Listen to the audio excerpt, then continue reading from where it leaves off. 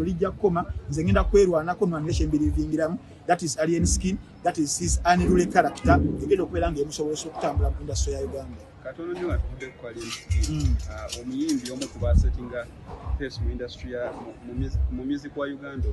Oteekuli awezezza emyaka 46. Ebyokumulisa navyo gubeera musana wabuyu kabeera katadooba. So you cannot kubeera politics. Gravity abeera Elias Lukwago navyo abeera Nkwame Nkrumah mu Ghana. So olengera ddala nga tewali ngira gy'oyinza kugattaganya those two brands. Oli amaze emyaka 2 ali mu kintu ali ku culture hip hop agikuba bulungi agigusizza akoze collaborations n'abayimbi ab'enjawulo okuva mu nsi ez'enjawulo yali mu 118 project ya Arakeri ngali ne ba Alikiba ono ng'ogyeko wano e Kampala neyo gy'azaalibwa eruddawa azaalibwa luddawo ewaggulu eyo simanyi gy'olaba ekipande Safe Journey eyo jaza eyo wenga hip hop writer amaze banga music kile mko kutochi kulibulwe ebibirade ne alien yakulaga mafulumya single buli weeks 2 nezikwatirawo without even the help of the mainstream media but ziba straight ku TikTok abana ne bastambuza ku WhatsApp ne bastambuza ku underground zigenda okujja no mainstream ngulede wansi zirina amaanyi ag'omuzinzi zegajja nazo. So template yo wabeera girina Fangon Boss asobola okubeera nga amaanyi agera agassa ku character gy'alina ya Champion Gudo sikabeka singe mu myaka 2 maaso awo omwana oyo nabeera nga akola kina ya music ambabu tulabeko abaana abatabaze bayimba mu America libawo yaliwo kawo naye the challenge is abaana batandika nga bayimba nga batono nnyo abakimekinga mu bukulu olwokuba nti no mwamwagalira yali muto dobozi to then wakula bingi challenges zingi zimugenderako. So ekyo kibeera up for debate. Naye ate waliwo era omuto otumanyinga Michael Joseph Jackson yajja mu Jackson 5 nga wa myaka 5 nafukalin singa wa myaka 9 agenze okufanga the greatest pop star of all time. So you never know Champion Nkudo can become the greatest Ugandan artist in 30 years to come. Who knows? Only God knows. Twalabyeko ku Papo Patenga omukozi wa SanyuKA TV amanyikiddwako nga Sandra Lian izito okusindika bamukubye teke omugenzi yagamba genda yamusamba eri ng'ekyonziira olowooza eno plan yemu ku Fangon Forest okubanga esula SanyuKA TV. Fangon Forest ina kyeyagaza SanyuKA TV. SanyuKA TV ina kyeyagaza Alien Skin.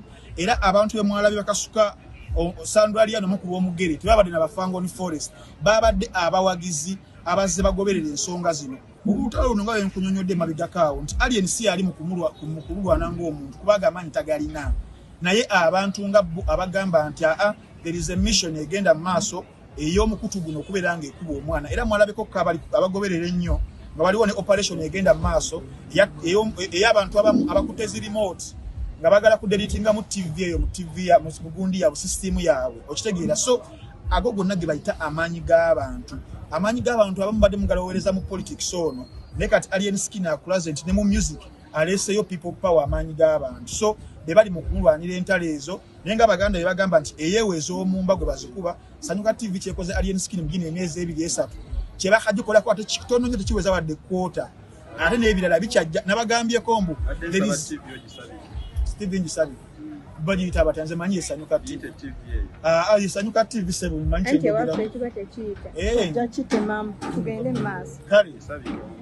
so TV eyo kyekoze Alien Skin amanze gyogere kigisaana okiraba mujja kisabika kigisaana nabagambyeko omuno there is a page mu lulimi oluzungu kibeeranga kyambe mu ggwanga lya America waliwo kibayita page day omuntu goyinako ekiwi but it is fiction babaterawo olunaku nembeera nga mugenda kwetta lunaku lulamba.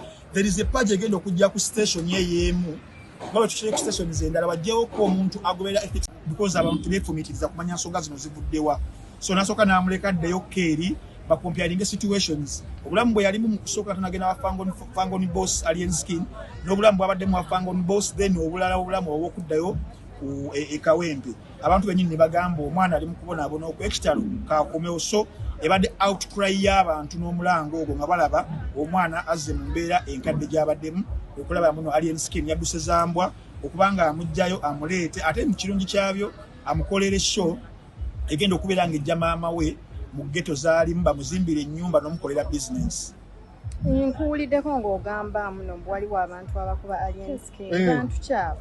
Abantu abamu kubakuba alien skin asookera ddala ye Abe Musinguzi Abitex. Ono nga Abitex ebbanga lyaludde mu industry creatinza mikwano mingi nnyo mu media. Media yemu ku tools abantu abanaku zibasinga okwekwasa okubanga balwana entalo zaabwe. So tulengera nga mu lutalo luno linabagambye luli episodic lusananga nnaku 2 nkyale ku BTM ndunyonyole.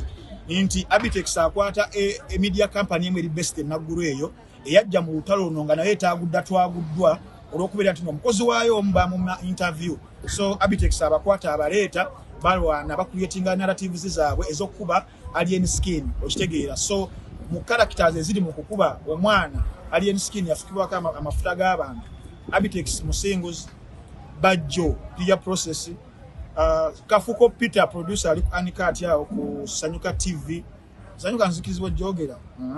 Sudiru lupale lya group of companies Mami Muhanga ng'akozesa MC Katsinga Emandwa eyogerera ku mutwe gwa Sudiru.